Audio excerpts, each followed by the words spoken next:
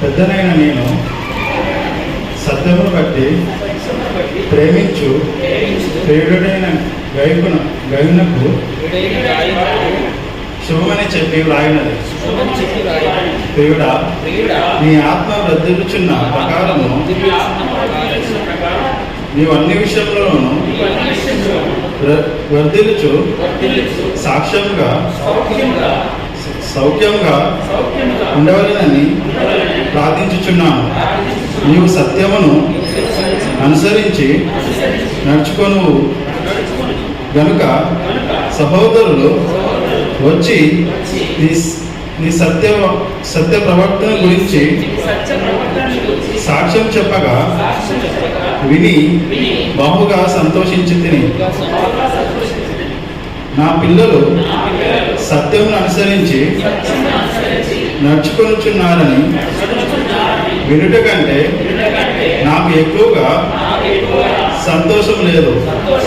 ప్రియుడా, వారు పరదేశులైనను సహోదరులుగా ఉన్నవారికి నీవు చేసినదల్లే విశ్వాసికి తగినట్టుగా చేయుచున్నావు.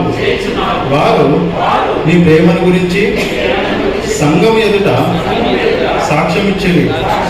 వారు అన్యజనుల వలన ఏమీ తీసుకొనక ఆయన నామము నిమిత్తము బయలుదేరివి కనుక దేవునికి తగినట్టుగా నీవు వారిని సాగనంపిన ఎడల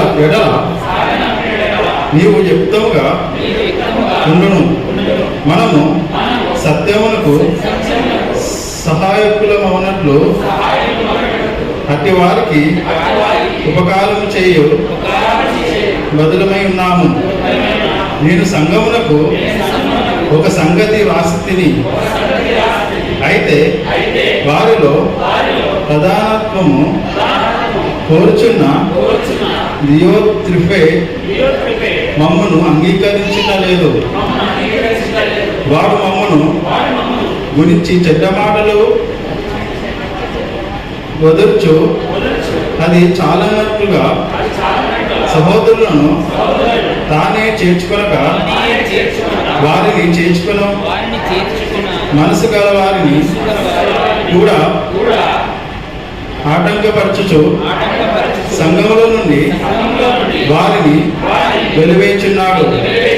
అందుచేత నేను వచ్చినప్పుడు వారు చేయుచున్న క్రియలను జ్ఞాపకం చేసుకుందాము.